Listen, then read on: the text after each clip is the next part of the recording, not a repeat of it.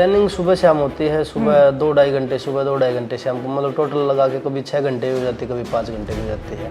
और Sunday rest होता है, तो 5-6 दिन खूब ट्रेनिंग। नमस्कार, मैं हूं आपके साथ नम्रता और हमारे साथ मौजूद हैं भारतीय पहलवान बजरंग पूनिया। सबसे पहले बहुत बहुत स्वागत है आपका। धन्यवाद जी।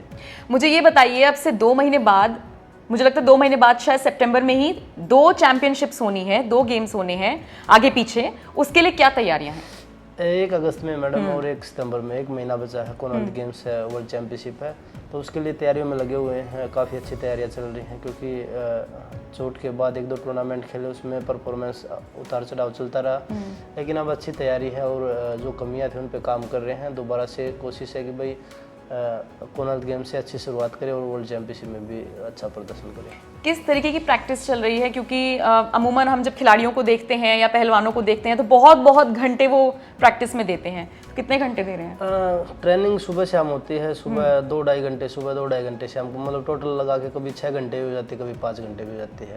और संडे रेस्ट होता है, तो 5-6 दिन खूब ट्रेनिंग होती है। तो 100% उम्मीद है गोल्ड लिया आएगा? देखिए, अपनी तरफ से बेस्ट करेंगे, बाकी आप लोगों की दुआ है तो जरूर गोल्ड लेके आएंगे। नहीं, दुआ तो हमारी हमेशा साथ है। एक इंजरी का आपने जिक्र किया, अगर मैं गलत नहीं हूँ टोक्यो ओलंपिक्स के बाद शायद इंजरी हुई थी? टोक्यो ओलंपिक से पहले, 1 महीना पहले। अच्छा, हाँ जी। तो फिर कैसे उससे रिकवर किया आपने? डॉक्टर के साथ रिहैब किया। पहले तो मैं खुद ही कर रहा था ओलंपिक के बाद 6-7 महीने तक। उसके बाद मैंने फिजियो के साथ रिहैब किया है। अभी पूरी तरह से फिट हूँ। अच्छा, एक कहीं पे मैं खबर पढ़ रही थी कि आपने और रवि दहिया ने ये मतलब डिसाइड कर लिया है कि किसी विदेशी कोच के साथ आप अभ्यास नहीं करेंगे। कुछ रीजन है उसके पीछे? नहीं, रीज़न कुछ भी नहीं है, बस यही था कि भाई पहले मेरे पास 4 साल तक विदेशी कोच था, तो मैं उसमें ये नहीं बताता भाई कमी है कोच में। कोच अच्छा था, बिल्कुल बढ़िया था, और हमारे इंडियन कोच में भी कोई कमी नहीं है अगर हम उनको अच्छे से मतलब समझे। तो वही चीज़ें थी कि भाई अगर हम अपने इंडिया के जो कोच हैं उनको हम आगे बढ़ाएं तो हमारे लिए और बेटर होगा, क्योंकि हम बाहर से भी तो कोच लेके आ रहे हैं। टेक्निक सभी की सेम होती है, तो हमारे पास भी अच्छे पहलवान हैं जो रेसलिंग छोड़ चुके हैं, तो हम उन्हीं का फ़ायदा लेके हम अपनी रेसलिंग में सुधार करें। तो इसलिए ये निर्णय लिया कि भाई हम इंडियन कोच के साथ ही काम करेंगे। अच्छा, जब से देश में प्रधानमंत्री मोदी आए हैं, मोदी सरकार हुई है, as a player, as a खिलाड़ी आपसे पूछूं, कुछ फ़र्क महसूस होता है कि खिलाड़ियों को बहुत ज़्यादा अच्छा प्रोत्साहन मिल रहा है? देखिए, 2014 से गवर्नमेंट आई है, तो 16 में जब ओलंपिक था उससे पहले टॉप स्कीम बनाई थी जो टारगेट ओलंपिक पोडियम, तो उसमें खिलाड़ियों को काफ़ी सपोर्ट मिलता है। तो साई भी काफ़ी एक्टिव है। हर चीज़ जो सुविधाएं खिलाड़ियों को चाहिए होती हैं, क्योंकि खिलाड़ी को एक तो ट्रेनिंग चाहिए होती है, एक जो ट्रेनिंग के जो चीज़ें होती हैं, भाई जिम में क्या चीज़ें चाहिए, क्रॉसफिट के लिए क्या चाहिए, मैट के लिए क्या चाहिए, तो हर चीज़ वो खिलाड़ी के पास है आज के टाइम में, जो एक खिलाड़ी को चाहिए परफॉर्मेंस बढ़ाने के लिए। तो मैं बिल्कुल, गवर्नमेंट का इसमें सबसे बड़ा योगदान होता है कि भाई एक खिलाड़ी को हम अच्छी सुविधाएं दें। बाहर ट्रेनिंग के लिए जब भी हमें जाना होता है तो हमें वो चीज़ें एक बार बोलने के बाद मिलती हैं। पहले ये चीज़ें नहीं थी 2014 से पहले। अच्छा। 2016 वाले ओलंपिक से पहले स्टार्ट हुई थी, 15 में स्टार्ट हुई थी। तो तब से अब खिलाड़ी हर जगह ट्रेनिंग के लिए जाते हैं। कोचेज हैं, फिजियो हैं, ट्रेनर हैं, जिम की सुविधाएं हैं, तो सभी सुविधाएं हैं। अब खिलाड़ियों को खूब मेहनत कर रहे हैं, और रिजल्ट भी हमारा भी कैडेट एशिया में, अंडर-23 एशिया में काफ़ी अच्छा रिजल्ट आया है इंडिया टीम का, और चैंपियन बनी है लड़कियों की टीम, तो इतिहास में पहली बार बनी है। तो ये भारतीय कुश्ती के लिए अच्छे संकेत है।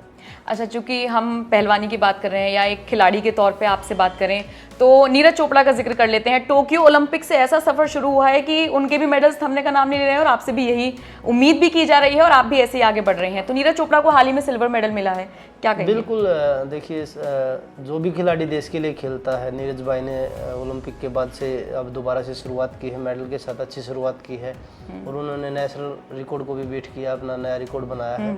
तो बहुत बहुत शुभकामनाएं नीरज को, और उम्मीद है कि भाई आगे भी अभी गेम्स हैं, कॉमनवेल्थ गेम्स है, वर्ल्ड चैंपियनशिप है, जो भी गेम्स में खेले देश के लिए गोल्ड जीते और एक नए कीर्तिमान बनाते हुए चले।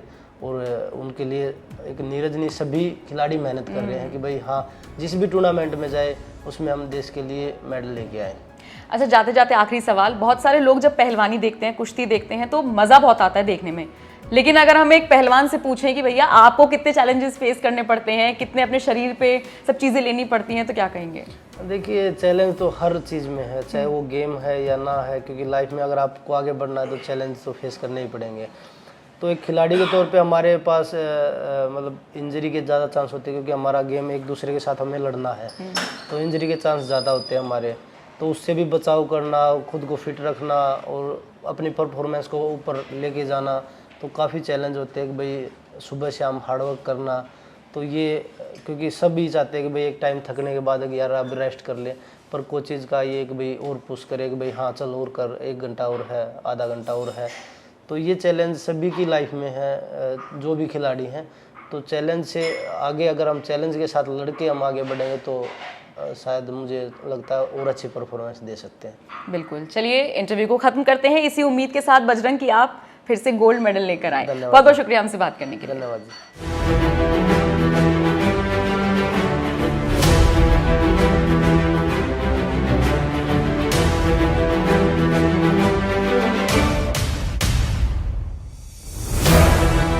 बजरंगी आशीर्वाद आप लोगों का। तुम्हारा ये पैर में इतनी चोट आई और तुम खेलते रहे, बाद में तुम्हारी पट्टी खोलने का निर्णय तुमने कैसे कर दिया आगे कि निकाल दो, मुझे जो होगा सो होगा, ऐसा मन कैसे बन गया?